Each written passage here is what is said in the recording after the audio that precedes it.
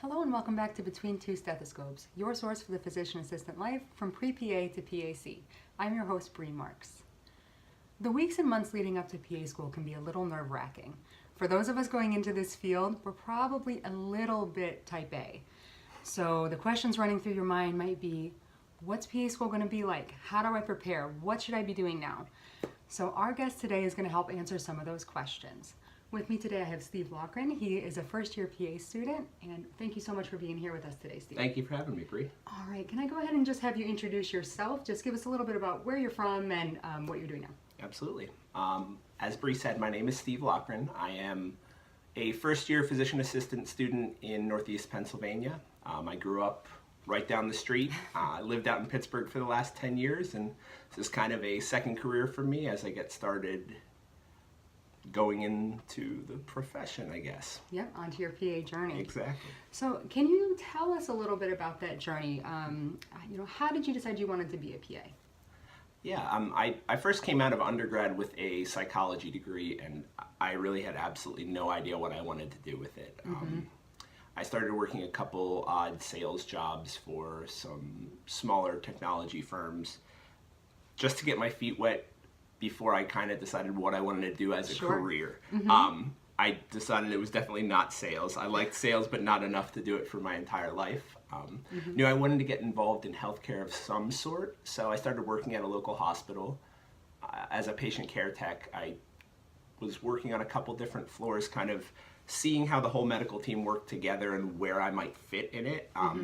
And I was really attracted to a couple of the physician assistants there. They stood out to me as people who got to spend a lot of time with the patients, but also were great providers and great critical thinkers about the care they took of the patients. And it really made a big impression on me. So I worked in the hospital for 3 or 4 years getting experience and kind of transitioned to PA school here. You know, I think that is a path that's really going to resonate with a lot of people. I know it resonates with me. And definitely, I think it's a common story to say, I didn't even know about PAs until I met an amazing PA that was so smart and really took me under their wing and mentored me, and then I knew that's what I wanted to do. So I love that story, and I hope that you're going to be that when you're a PA as well. I can hope. Right. So was there anything about the application process you found especially challenging? Yeah, I think the whole application process in itself is very time-consuming and repetitive, and that is a challenge in its own right. It's a long process. It takes a lot out of you, but I think the whole time you have to keep that end goal in mind. But the one hard thing for me, I think, was trying to stand out as being unique and being yourself while still checking all of the boxes of, oh, I'm going to be a good PA student because I'm A, B, and C. Right. I think people have this idea in their minds of, oh, I need to be this to get accepted to a school. And I found my best bet was just to be myself, whether it was in my essays, on my interviews, anytime I was interacting with someone from the school. If you have a personality and stand out a little bit, that's the easiest way, I think, to differentiate yourself. But it's definitely a challenge to kind of keep that at the front of your mind while applying. Absolutely. Great advice. And tell me about the day you found out you were accepted. I can remember exactly. I won't give you the date and the time, but I could do it if you needed me to. I was running around, grabbed the mail running out the door. I saw a letter from the school I had just applied to and interviewed at the week before. I think I was in such a rush to open it up that I managed to rip the envelope right in half. And so with it, the acceptance letter that I was supposed to sign and send back to hold my spot. So my first correspondence with the school was, hey, I got your letter, I ripped it in half, can you send me another one? So I was off to a good start. Sure.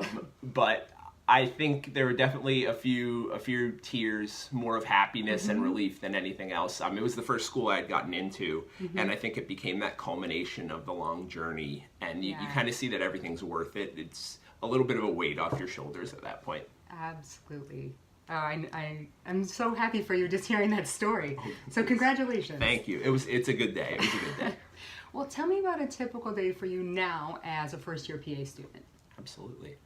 I've always kind of been an early riser, so that hasn't really changed at all with PA school. I'm normally up bright and early. I go to the gym or take a run just to get my blood pumping before I have to go sit in class for most of the day. Right. I try to get to school early and prepare a little bit for the coming day, whether it is make an outline for a class or if I have a patient, practice patient that I'll be seeing, kind of prepare for that. Do something so that I'm getting ahead in the morning.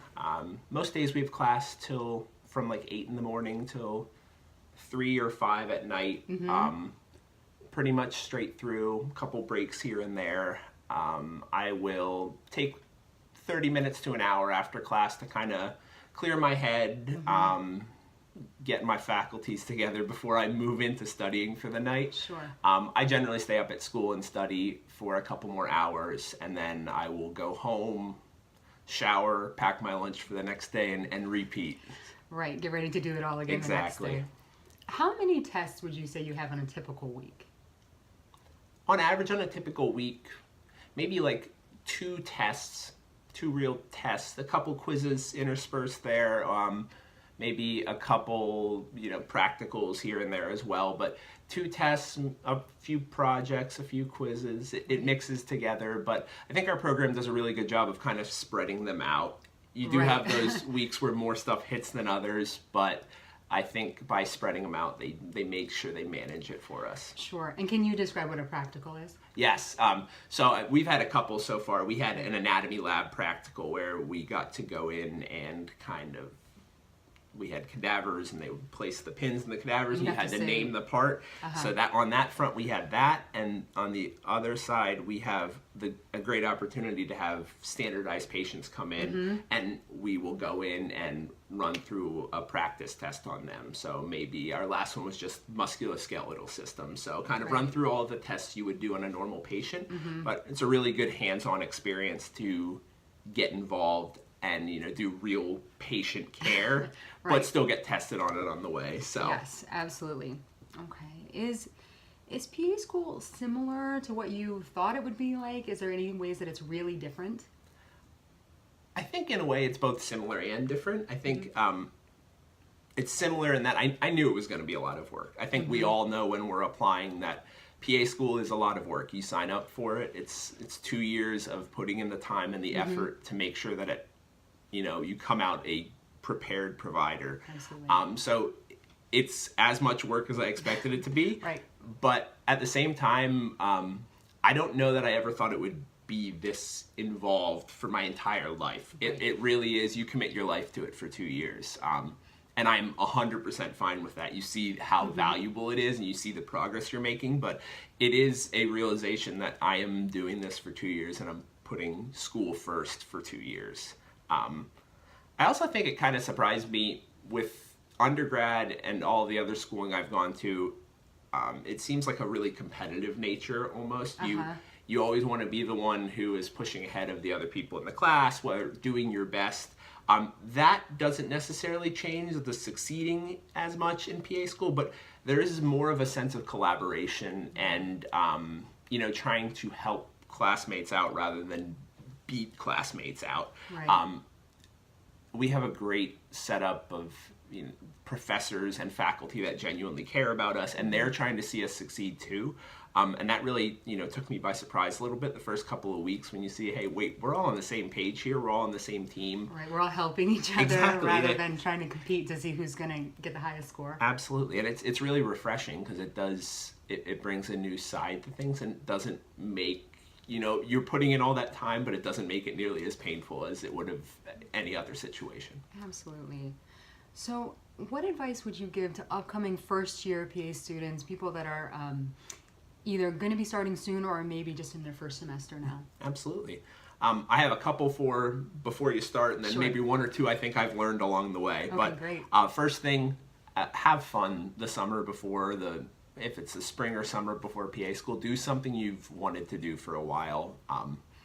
You're not going to have time to do it once you're in PA school, so take some time for yourself. I went on an awesome trip to Colorado, did some hiking, some more exploring, and it's something that was always on my bucket list, but I never got to do, and I kind of think I'm extremely happy I did because it would not be happening now. In terms of a school and personal sense, I think be willing to adapt your study habits and your, how you best learn things when you get to PA school. Graduate school and PA school specifically is completely different than any undergrad I've had before, and what worked for me in undergrad school was not what worked for me the first couple of weeks of PA school, and I kind of had to retool how I learned and retained and could apply the information versus maybe just memorize the information. And I think that was a big realization, but I think it helps a lot if you're open to that concept going in. Will help you kind of prepare a lot. Also, with your relationships and friendships, be very open and honest about the fact that I might be distant for the next 2 years. Set expectations. Exactly. Yeah, if you set those expectations early, I think it's easier to manage everything. It's never easy to do, but I think if you prepare yourself ahead of time, that's a big deal. And then once you start school, the thing that has been the biggest for me is find a group of people that you can rely on. And I know I said my whole program is extremely supportive, and there are groups within my program that I've become very close to, and I know if I ever am having a rough day or a problem or trouble understanding any kind of concept, they're there and I can turn to them. And building those friendships and relationships within the program is key. And as one of my friends told me, always make time for doing the things you like, working out, going to get an ice cream in the middle of the day, Nice. Something that you can take a break from and just go do the things you enjoy still. Recenter. Exactly. Okay. Well, thank you so much for being with me today. Thank you for having me. I loved having you and hearing your experience. So if you like this content and want to hear more of it, please like and subscribe, especially if you're on YouTube. You can also find me on Facebook and Instagram at Between Two Stethoscopes. We'll be back here with another interview soon, so please share with your friends and we'll see you soon.